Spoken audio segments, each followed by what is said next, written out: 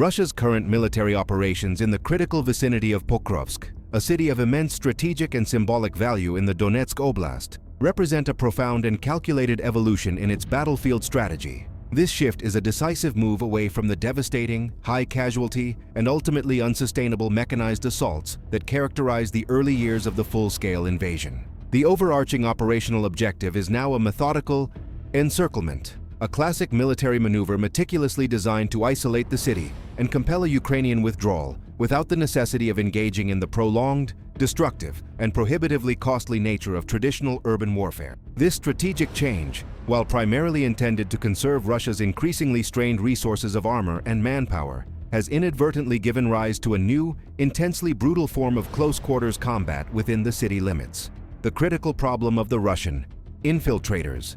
These are the small, often 2 to 3 man reconnaissance and sabotage teams, the unfortunate few who manage to breach the main Ukrainian defensive lines and establish clandestine, hidden positions deep within the urban core. Operating with minimal to no immediate support and frequently viewed as expendable forward elements by their command, these hidden units are now the focus of a relentless, systematic, and brutal block-by-block counter-operation executed by highly specialized Ukrainian forces. This grim new reality is the direct, tactical consequence of the Kremlin's decision to prioritize strategic encirclement over direct, costly frontal confrontation, a move that has turned the city's interior into a deadly, unforgiving hunting ground. The shift in Russian tactics is a tacit acknowledgement of the effectiveness of Ukraine's drone warfare, which has made large, concentrated troop movements a high-risk proposition, forcing Russia to adopt a more decentralized and stealth-based approach, a clear sign of adaptation under pressure, and a significant challenge to conventional military doctrine, especially in the context of a highly contested urban environment where traditional advantages are negated, and small, agile units can have a disproportionate impact on the overall battle rhythm and the psychological state of the defenders. A detailed and alarming report published by the Kyiv Independent on November 23 confirms that the Ukrainian military command is not only fully cognizant of this pervasive infiltration strategy, but has also committed substantial specialized resources to its complete and utter eradication. The mission, which has been grimly codenamed Search and Destroy, is characterized by its stark simplicity and uncompromising nature. Dedicated Ukrainian units, often drawn from elite airborne and assault formations, have been tasked with the singular, overriding objective of purging the central districts of Pokrovsk of any and all Russian presence. Their standing orders are unequivocal and leave no room for ambiguity. Locate, engage, and eliminate. The precise number of these Russian infiltrators remains a fluid, dynamic, and often speculative figure, complicated by the very nature of their clandestine operations. Yet their deployment is a critical, forward-deployed component of Russia's renewed push toward the city. By deliberately eschewing the massive, high-risk frontal assaults that proved so prohibitively costly earlier in the conflict, resulting in the loss of thousands of soldiers and irreplaceable pieces of equipment, Russia has adopted a tactic that is inherently more challenging for Ukraine to counter effectively, especially within the complex, fragmented, and densely built environment of the urban area. This tactical evolution has forced Ukraine to adapt rapidly, shifting its focus from perimeter defense to internal security and counterinsurgency operations within its own lines, a move that requires a different set of skills, specialized training, and a significant reallocation of resources, including the deployment of highly trained urban warfare specialists and the integration of real-time intelligence from various sources, including both aerial and ground-based reconnaissance, to achieve dominance in the close-quarters fight and minimize collateral damage, a critical factor in maintaining public support and international legitimacy. This new Russian tactical doctrine has been aptly and chillingly labeled masquerade warfare in an insightful November 13th analysis by Forces News. This term perfectly encapsulates the deceptive, clandestine, and often perfidious nature of the tactic. The core of this strategy involves the silent insertion of these small, highly mobile teams, whose primary mission is to act as a disruptive and destabilizing force.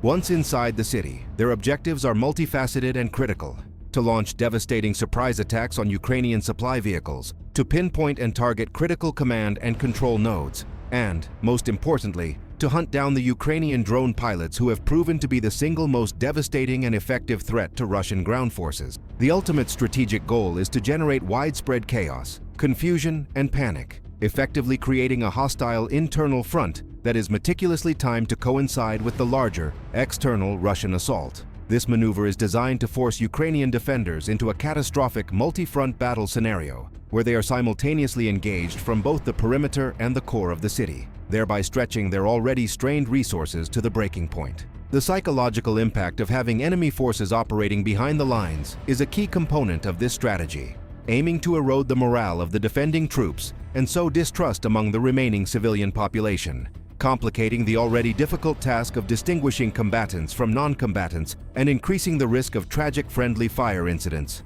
a risk the Russian command seems willing to take for tactical gain, prioritizing military objectives over adherence to international law and ethical considerations, a clear sign of desperation. A deeply troubling, ethically reprehensible, and internationally condemned aspect of this infiltration strategy is the systematic use of perfidy, a practice that is explicitly classified as a severe war crime under the Geneva Conventions and all established international humanitarian law. Multiple credible reports from the ground indicate that upon successfully infiltrating Pokrovsk, Russian soldiers frequently and deliberately discard their military identification, uniforms, and insignia, attempting to camouflage themselves and blend in seamlessly with the small remaining civilian population. This deliberate civilian masquerade serves a dual, malevolent, and strategically calculated purpose. Firstly, it intentionally and maliciously blurs the critical, fundamental distinction between combatants themselves and the non-combatant civilians who remain trapped in Pokrovsk, whom Ukrainian forces are honor-bound and legally obligated to protect. Secondly, this act of subterfuge grants the Russian soldiers a significant tactical advantage, enabling them to execute devastating surprise attacks against unsuspecting Ukrainian military personnel who are operating under the assumption of a civilian environment. The use of civilian clothing and the exploitation of the civilian presence is a clear violation of the laws of armed conflict, designed to maximize confusion and casualties, and to undermine the international perception of the Ukrainian defense, creating a narrative of indiscriminate violence and moral equivalence, which is then amplified by state-controlled media to justify the invasion and demonize the defenders, a tactic that has been widely documented in other conflict zones and is a hallmark of asymmetric warfare. The more insidious, strategic objective of this tactic is to actively provoke a disproportionate or indiscriminate response from the Ukrainian side. By operating in close proximity to the remaining civilians, the Russian forces are deliberately attempting to trick Ukrainian troops into inadvertently firing upon their own non-combatants. This, in turn, would provide the Kremlin with invaluable, ready-made propaganda material, effectively undermining the moral and political legitimacy of the Ukrainian defense effort on the global stage. For the Russian command, the ethical distinction between Ukrainian soldiers and civilians is entirely irrelevant. The sole, overriding objective is to inflict maximum damage, sow deep discord, and erode the already fragile morale of the defending forces. This calculated disregard for the laws of war and the sanctity of civilian life is a defining, brutal, and widely condemned characteristic of the entire Pokrovsk campaign, drawing international scrutiny and condemnation from human rights organizations and international bodies, further isolating Russia on the world stage and highlighting the moral bankruptcy of the invasion. The long-term psychological damage inflicted on the civilian population by this tactic is immeasurable, creating a climate of fear and distrust that persists long after the fighting has moved on and complicating post-conflict reconciliation efforts, a deliberate strategy of terror and destabilization designed to break the will of the people.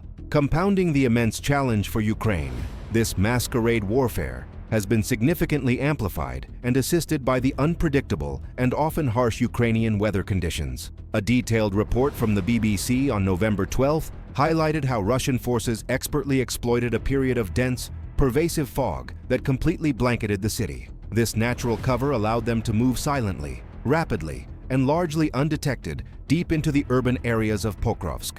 The fog critically impaired the operational effectiveness of Ukraine's vast and highly sophisticated network of drone operators, who rely almost entirely on clear visual confirmation to locate and neutralize Russian movements. Under the protective shroud of the fog, Russian soldiers were able to move on foot or utilize small, low-profile vehicles such as motorbikes, successfully establishing hidden forward operating bases in the city center. This unexpected natural advantage allowed them to lie in wait for the eventual arrival of reinforcements, or, more immediately, to ambush and eliminate isolated Ukrainian patrols and key personnel.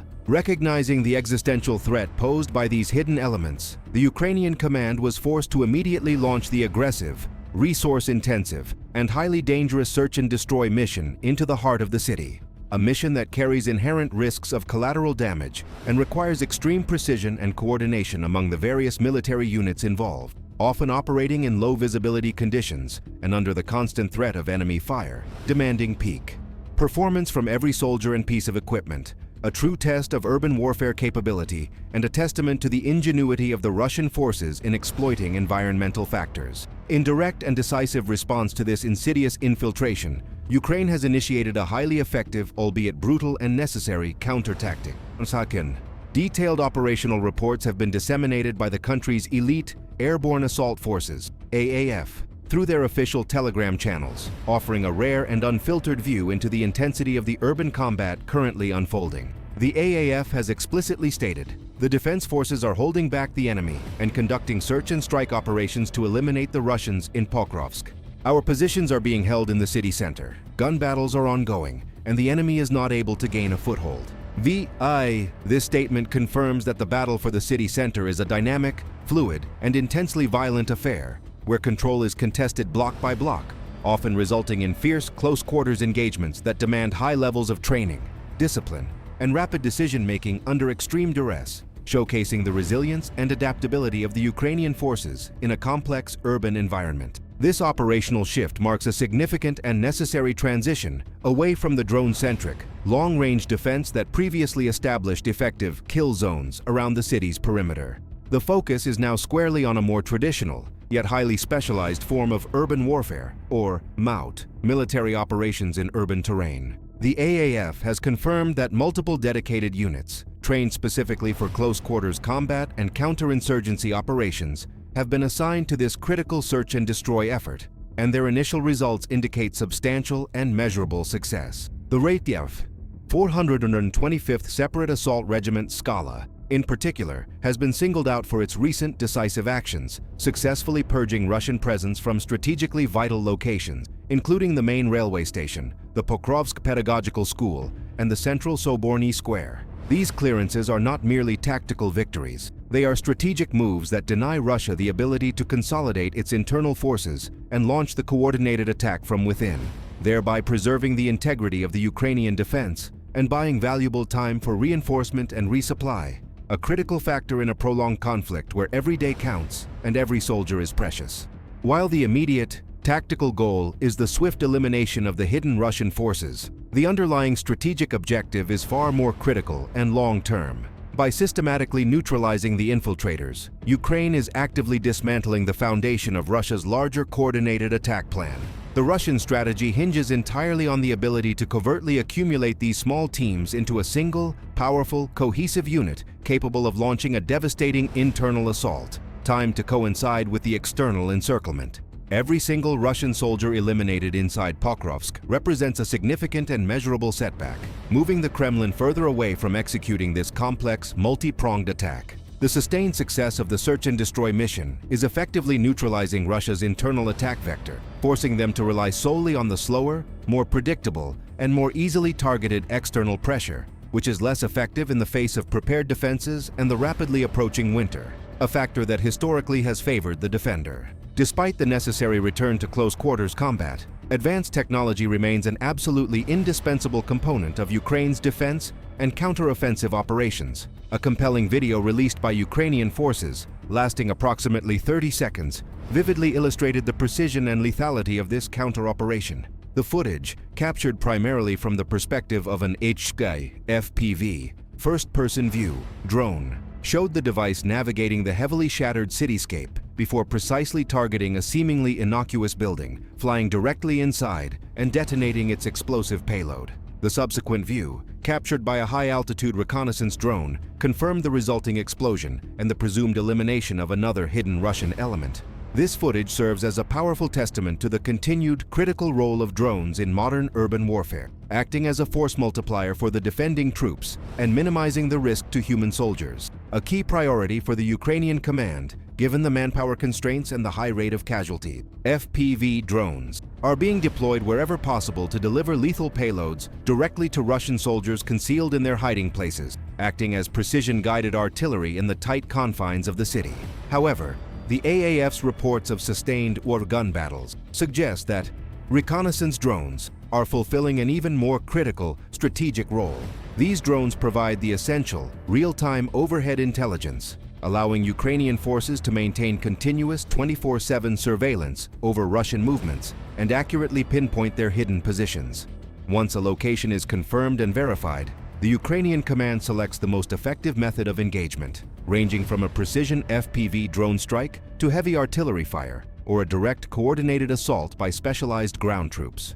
The ability to choose the right tool for the job, based on real-time drone intelligence, is a key factor in Ukraine's success in minimizing its own casualties and maximizing the efficiency of its limited resources, a crucial element in a war of attrition where every resource must be used optimally. Furthermore, the battle for Pokrovsk has become a crucial proving ground for a new technological lifeline: ground-based robots.